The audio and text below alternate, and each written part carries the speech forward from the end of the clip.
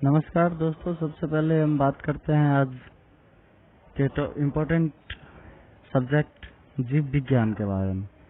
आज हम लोग जीव विज्ञान के बारे में डिटेल एनालिसिस करेंगे। जीव विज्ञान क्या है, इसमें क्या पढ़ते हैं हम, किन चीज़ों के बारे में हमें इसमें जानकारियाँ मिलती है और इसके जनक कौन है, जीव विज्ञान कितने प्रकार के होते हैं, इन सभी चीज़ों की डिटेल एनालिसिस करेंगे। तो चलिए आज का सेशन स्टार्ट करते हैं। तो सेशन स्टार्ट करने से पहले सबसे पहले चैनल को सब्सक्राइब कर लें, लाइक कर लें और शेयर करें वीडियो को जितना से जितना हो सके। चलिए शुरू करते हैं जीव विज्ञान के बारे में। जैसा कि दोस्तों आप लोग जानते हैं, जीव विज्ञान को इंग्लिश में बायोलॉजी बोलते हैं। इसके अंतर्गत हम लोग समस्त जीवधारियों के वर्गीकरण, समस्त जीवधारियों का हम लोग डिटेल एनालिसिस करते हैं। इसमें जो भी जीव है उसके बारे में हम लोग पूरा उसका क्या कैसे संरचना है, उसकी जन्म कैसे हुई, उसका मृत्यु, जन्म से लेकर मृत्यु तक। सीधी बात यह है कि जीव विज्ञान विज्ञान की वह शाखा है जिसके अंतर्गत समस्त जीवधारियों का विस्तृत अध्ययन किया जाता है।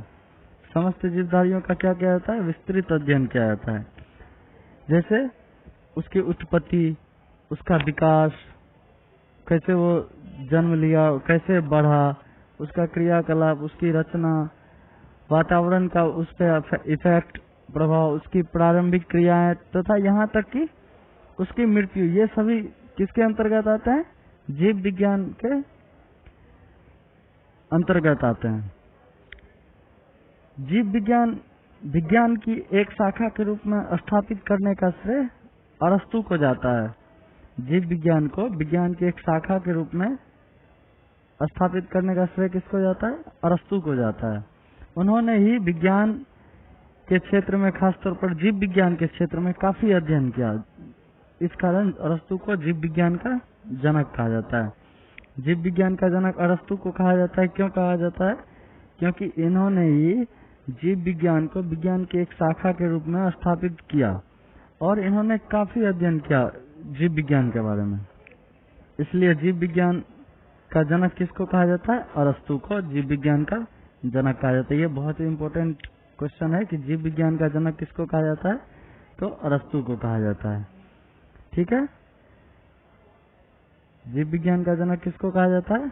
अरस्तु को जीव विज्ञान का जनक कहा जाता है। ठीक है, अब बात करते हैं। सबसे पहले 1801 ईस्वी में लेमार्क और ट्रेविडेनस नामक दो वैज्ञानिकों ने बायोलॉजी शब्द का उपयोग किया। जीवधारियों के अध्ययन के लिए बायोलॉजी शब्द का उपयोग किसने किया? लेमार्क और ट्रेविडेनस ने। सबसे पहले 1801 ईस्वी में बायोलॉजी शब्द का उपयोग किसने किया? लेमार्क और ट्रेविडेनस ने। ये दोनों वैज्ञानिक ने बायोलॉजी शब्द का, ये भी इम्पोर्टेंट क्वेश्चन है। पहला तो ये हो गया कि जीव विज्ञान का जनक किसको कहा जाता है? तो जीव विज्ञान का जनक अरस्तु को कहा जाता है। दूसरा ये इसमें इम्पोर्टेंट है कि जीव विज्ञान शब्द का प्रयोग सबसे पहले किसने किया? लेमार्क और ट्रेविडेनस ने किया। अब अगर यदि पूछ देगा कि कितने ईस्वी में किया, तो 1801 ईस्वी में किया। अच्छा, अब बात करते हैं वनस्पति विज्ञान और प्राणी विज्ञान। जीव विज्ञान की दो शाखा है। जीव विज्ञान दो भागों में बटा हुआ है। एक तो वनस्पति विज्ञान और दूसरा प्राणी विज्ञान। वनस्पति विज्ञान को इंग्लिश में क्या बोलते हैं? बोटनी। और प्राणी विज्ञान को जूलॉजी। और सीधी नाम से ही इसका तात्पर्य यह है, वनस्पति विज्ञान में हम लोग पेड़ पौधों, वनस्पतियों के बारे में अध्ययन करते होंगे और प्राणी विज्ञान में हम लोग जीव जंतुओं के बारे में अध्ययन करते होंगे। चलिए देखते हैं आगे। वनस्पति विज्ञान के अंतर्गत वनस्पतियों अर्थात पेड़ पौधों का अध्ययन किया जाता है। अभी हमने बताया आपको कि वनस्पति विज्ञान के अंतर्गत क्या क्या होता है? पेड़ पौधों का अध्ययन किया जाता है। और प्राणी विज्ञान के अंतर्गत जंतुओं तथा उसके क्रियाकलापों का अध्ययन किया जाता है। अब एक वैज्ञानिक था थियोफ्रेस्टस। ये जो था थियोफ्रेस्टस, ये वनस्पति शास्त्री था। ये वनस्पति विज्ञान के बारे में इन्होंने कुछ किताबें लिखी जिसका नाम था हिस्टोरिया प्लैंटरम। हिस्टोरिया प्लैंटरम, इसमें इन्होंने 500 तरह के पौधों का वर्णन किया। कौन से वैज्ञानिक ने? थियोफ्रेस्टस ने हिस्टोरिया प्लैंटरम में 500 किस्मों के पौधों का वर्णन किया।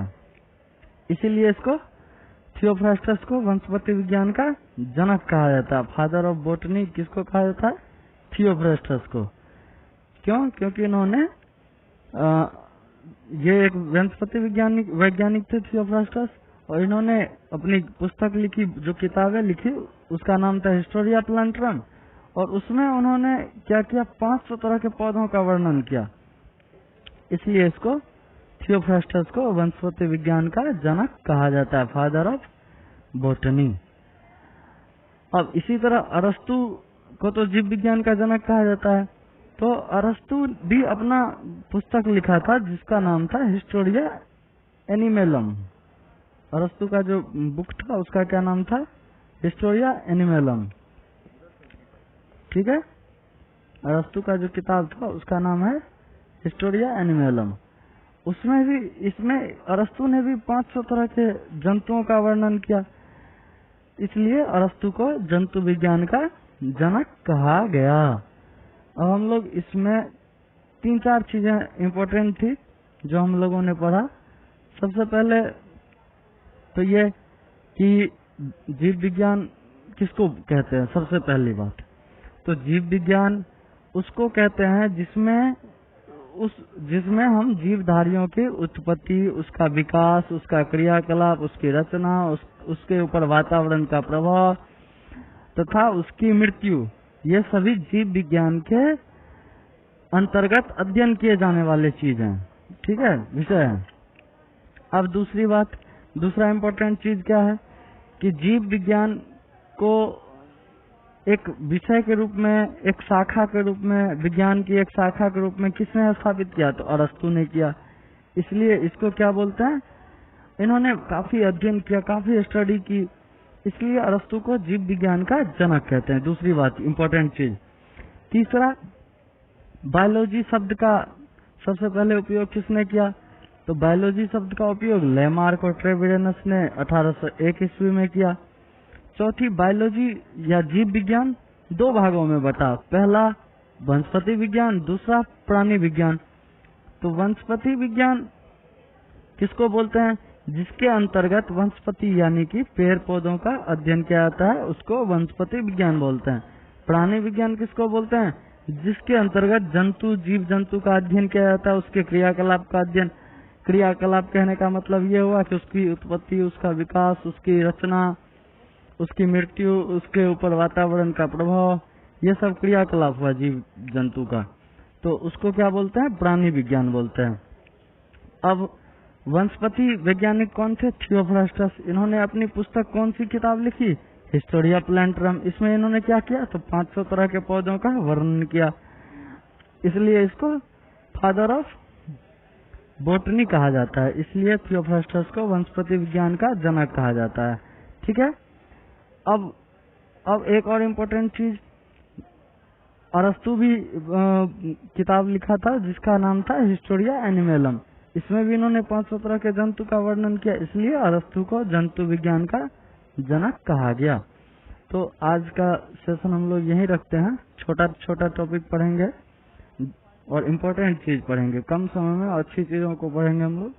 आज जीव विज्ञान के बारे में हम लोगों ने इंट्रोडक्शन किया उनका। जीव विज्ञान की बेसिक जो चीजें थी कि क्या होता है, कितने भाग हैं, इन चीजों के बारे में पढ़ा। अब आगे हम लोग जीव विज्ञान का वर्गीकरण पढ़ेंगे, उसमें क्या क्या होता है। ठीक है, तब तक के लिए बाय बाय। चैनल को अच्छा लगे अगर तो चैनल को सब्सक्राइब कर लीजिए, लाइक कर लीजिए और वीडियो को शेयर कर लीजिए। धन्यवाद। Thank you. Bye bye.